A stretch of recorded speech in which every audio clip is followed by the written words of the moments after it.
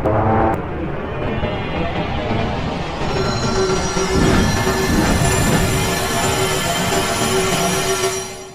lamento de la noche en el lago Mayor. Don Ramón no era un hombre de cuentos de camino, pero los 40 años que había pasado remando en el lago Mayor le habían enseñado a respetar sus secretos. Solía decir que el sol era un velo que ocultaba las verdaderas caras del parque y que al caer la noche, el agua se volvía un espejo de viejas penas. Una madrugada de noviembre, con una niebla tan densa que las luces del castillo de Chapultepec apenas eran un vago resplandor, don Ramón regresaba a su embarcadero. El aire se sentía pesado, húmedo, y un silencio inusual había caído sobre el lago. Fue entonces cuando lo escuchó. Un lamento. No era el viento silbando en los árboles, ni el quejido de un animal. Era un llanto humano, de mujer, que vibraba con una pena tan profunda que helaba el alma. El sonido venía del centro del lago, un lugar donde nadie solía aventurarse a esas horas. Don Ramón, con la piel de gallina, se aferró a sus remos. Siempre había escuchado las historias de la Llorona, la madre que, en su desesperación, había ahogado a sus hijos en el río y que ahora vagaba por las aguas, condenada a buscar lo que perdió. Pensó que eran cuentos de viejas, pero el lamento se hizo más cercano, más claro, transformándose en un «ay, mis hijos», que desgarraba el corazón. De repente, una figura borrosa, etérea y vestida de blanco impoluto flotó sobre la superficie del agua. No remaba, no se hundía, se deslizaba. Su cabello largo y oscuro cubría parcialmente un rostro que no quería revelar. La bruma la envolvía, dándole una apariencia fantasmal. Don Ramón sintió un terror paralizante. Sus manos sudaban en los remos. La leyenda decía que si la mirabas fijamente o si te acercabas demasiado, podía arrastrarte al fondo o volverte loco con su pena. El lamento se intensificó, escalando a un grito agudo, un alarido de desesperación que resonó en todo el parque, haciendo que las aves nocturnas huyeran despavoridas y los ecos rebotaran en los muros del castillo. Don Ramón, con el corazón golpeándole el pecho como un tambor frenético, remó con toda la fuerza que le quedaba, sin atreverse a mirar atrás. El chapoteo de sus remos era el único sonido que competía con el grito de la mujer fantasma. Cuando sus manos tocaron la madera del embarcadero, se lanzó a tierra firme, jadeando, pálido y tembloroso. Por días, la imagen de esa figura blanca y el eco de su lamento lo atormentaron. Desde aquella noche, don Ramón nunca más volvió a pisar el lago Mayor después del anochecer, y los pocos visitantes que aún se aventuran en las horas más oscuras del parque, a veces juran escuchar, en el susurro del viento, el lamento desesperado de una madre que busca a sus hijos, una pena que Chapultepec guarda celosamente en sus aguas. Los ojos rojos del mirador solitario. Era una noche de verano, con la humedad pegándose a la piel y el aire cargado del aroma de los árboles. Un grupo de 5 amigos, Miguel, Elena, Luis, Carla y Diego, buscando un subidón de adrenalina, decidieron pasar la noche en uno de los miradores más apartados y olvidados del lago menor de Chapultepec. Se decía que el lugar estaba embrujado y que solo la gente sin miedo se atrevía a pisarlo de noche. Ignorando las advertencias, montaron una pequeña fogata y se sentaron a contar historias de fantasmas, riendo nerviosamente. La madrugada avanzaba y el frío comenzaba a calar los huesos. El silencio del lago era profundo, roto solo por el crepitar de la leña y sus propias voces. De repente, Miguel, que miraba distraídamente hacia la orilla opuesta, notó algo. Entre la densa cortina de árboles y arbustos, 2 puntos de luz roja brillaban con una intensidad antinatural. Eran fijos, no parpadeaban y parecían observarlos. Al principio, Pensó que eran los faros de un auto lejano, pero los puntos no se movían y además pulsaban suavemente, como si fueran ojos.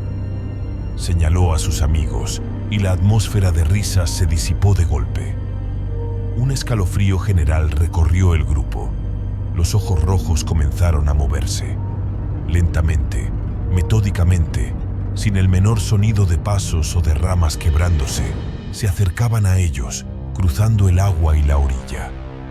La silueta que los portaba era alta y delgada, pero indefinida, como si el propio aire se hubiera condensado en una forma monstruosa. El miedo comenzó a apoderarse de cada uno, un terror primario que les heló la sangre. Luis, el más osado, tomó una linterna potente y la apuntó directamente hacia la figura. Por un instante, la luz reveló algo que los hizo gritar al unísono. Una figura esquelética, hecha de huesos blanquecinos y jirones de lo que parecían algas y barro pegados al cuerpo. No tenía piel ni carne, solo cuencas vacías donde deberían estar los ojos, y en esas cuencas brillaban esos dos puntos rojos incandescentes que los miraban con una maldad indescriptible y una sed de algo desconocido. El pánico explotó. Gritaron y salieron corriendo en direcciones distintas, dejando la fogata encendida y sus mochilas atrás. Tropezaron con raíces, se golpearon con ramas, sin importarles el dolor, solo la necesidad de escapar. No se detuvieron hasta llegar a la avenida principal, con la respiración entrecortada y el terror tatuado en sus rostros pálidos. Pasaron semanas sin poder dormir bien, y la imagen de esos ojos rojos, fijos en la oscuridad, se incrustó en sus pesadillas. Nunca más volvieron a pisar ese mirador de noche, convencidos de que habían perturbado a un antiguo ser, un guardián de las profundidades del lago que no toleraba a los intrusos. El viejo bote que remaba solo, los fantasmas del fondo. El abuelo Mateo, con más de 80 años a cuestas, era una figura habitual en el muelle de Chapultepec. Pasaba sus tardes sentado, observando las lanchas y el ir y venir de la gente. Aunque muchos lo veían como un anciano entrañable, pocos tomaban en serio sus historias sobre un viejo bote de remos que en las noches de niebla remaba solo. Es el espíritu de los que el lago se llevó, solía susurrar, sus ojos llenos de una seriedad que a veces perturbaba. Una noche de invierno, una niebla espesísima había envuelto la Ciudad de México. El abuelo Mateo, aquejado por la soledad y la imposibilidad de conciliar el sueño, decidió ir al muelle, impulsado por una extraña curiosidad. El aire estaba pesado, con el olor a humedad y a hojas muertas. El silencio era denso, un manto que lo envolvía todo, roto solo por el goteo esporádico de la niebla. De repente, un chapoteo rítmico, suave pero constante, rompió la quietud. A través de la densa cortina blanca, el abuelo vislumbró la silueta fantasmal de un bote de remos, viejo y descolorido, que se deslizaba lentamente por el agua. Lo que le heló la sangre fue que los remos se movían solos, con un ritmo pausado y melancólico, como si una mano invisible los impulsara. El abuelo Mateo, paralizado por el terror, quiso gritar, huir, pero sus pies parecían anclados al suelo del muelle. A medida que el bote se acercaba a la orilla, una brisa gélida, con un olor a agua estancada y algo putrefacto, lo envolvió. Un coro de susurros, como el murmullo de voces ahogadas y lejanas, pareció salir del bote, una letanía que se hizo inteligible. «Vengan, al fondo, al frío, con nosotros». El bote se detuvo a pocos metros del muelle, su proa apuntando directamente hacia el abuelo. La niebla se abrió ligeramente, permitiéndole ver el interior. El agua dentro del bote parecía brillar con una luz tenue y verdosa, y de esa luz emergían, por un instante fugaz, manos pálidas y delgadas, con dedos largos y esqueléticos, como intentando alcanzarlo, de forma desesperada y a la vez amenazante. El abuelo Mateo soltó un grito gutural de terror y cayó de espaldas, su cuerpo golpeando la madera del muelle. Cuando los guardias del parque lo encontraron en la mañana, estaba desmayado, con la mirada perdida y febril. Por semanas, solo pudo balbucear sobre el bote sin remero y las manos del fondo, una visión que lo persiguió hasta el fin de sus días. Desde entonces, el muelle de Chapultepec, en las noches de niebla, adquiere un ambiente cargado de una inquietud palpable, como si los espíritus de los ahogados aún buscaran arrastrar a los vivos a su eterno reposo. La presencia helada del ahogado, el rastro del desaparecido Ricardo, Carlos y Jaime, amigos inseparables y apasionados por la pesca, habían decidido madrugar para ir al lago de Chapultepec. Querían atrapar los primeros peces antes de que el parque se llenara de gente. Remaron hasta una zona profunda y tranquila, donde las copas de los árboles apenas dejaban pasar la luz. Lanzaron sus líneas en el silencio del amanecer. De repente, Ricardo sintió un tirón en su caña, inusual. No era la vibración de un pez grande, sino una resistencia extraña, pesada y gélida, como si hubiera enganchado una roca gigante sumergida. Con esfuerzo, comenzó a recoger el sedal, sus músculos tensos. La sensación era de tirar de algo que oponía resistencia, pero no una resistencia viva. Era un peso muerto, una masa inerte. Cuando la línea finalmente llegó a la superficie, Ricardo vio algo que lo hizo gritar de terror, soltando la caña de golpe. Enganchado a su anzuelo, no había un pez, sino un mechón de cabello humano, largo y empapado, de un color oscuro y con un olor a humedad y a podrido que le revolvió el estómago. Mientras los tres amigos miraban horrorizados el macabro hallazgo, una ola de frío intenso los envolvió, a pesar de que el sol ya comenzaba a asomarse tímidamente. Las aguas del lago, que hasta ese momento habían estado en calma perfecta, comenzaron a agitarse violentamente, sin viento ni razón aparente, como si algo gigantesco se moviera bajo la superficie, creando círculos concéntricos de espuma. Un burbujeo extraño y profundo comenzó a sonar justo debajo de su bote, y de las profundidades emergió una sombra. No se veía una forma clara, solo una masa oscura y helada que flotaba unos centímetros por debajo de la superficie del agua. Pero la sentían. Era una presencia gélida, cargada de una tristeza infinita y una ira contenida, una agonía palpable que les oprimía el pecho. La sombra se acercó a su bote y el aire se hizo tan frío que podían ver su propio aliento condensarse. Las cañas de pescar que habían soltado en el bote comenzaron a moverse solas, sus anzuelos vibrando como si algo invisible tirara de ellas desde abajo. Presa del pánico total, el grupo cortó todas sus líneas con los cuchillos de pesca y remó frenéticamente hacia la orilla. Sus cuerpos temblaban incontrolablemente. Al llegar a tierra firme, se dieron cuenta de que el mechón de cabello se había desvanecido. Nunca más volvieron a pescar en esa zona del lago, convencidos de que habían perturbado el descanso de un ahogado cuya presencia aún se manifestaba en las frías y oscuras profundidades, reclamando un tormento eterno.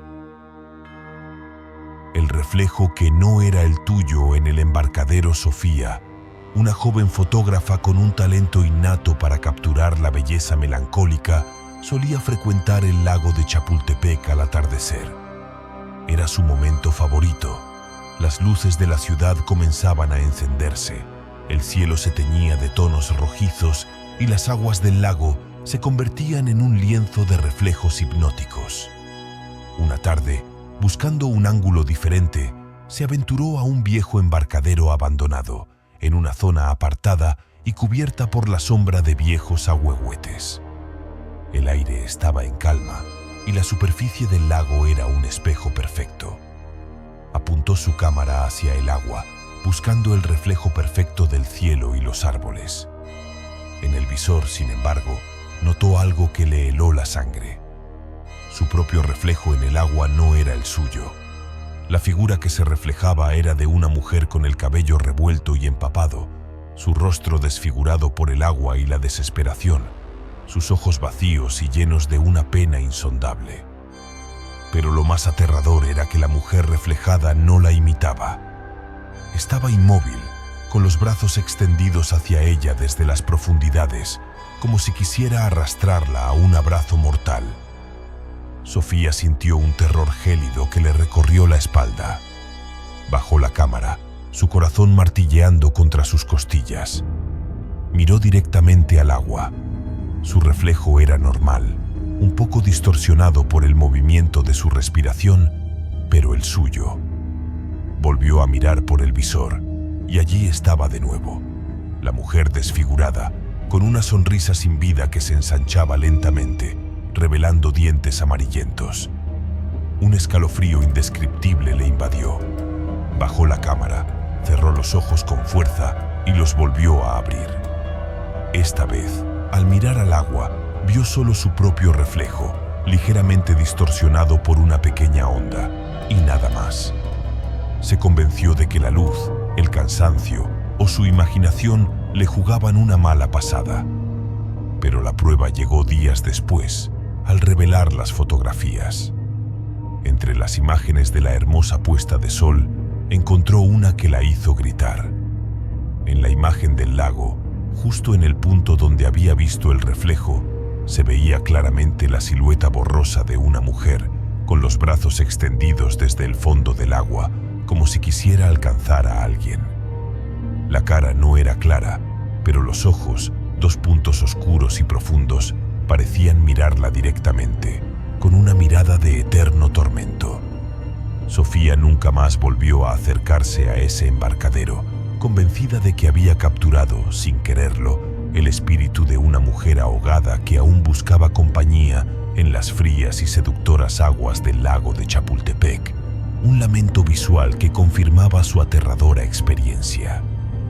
Espero que estos relatos te hayan transportado a las sombras del lago de Chapultepec y te hayan dejado con un escalofrío. La Ciudad de México y su folclore están llenos de misterios que esperan ser descubiertos.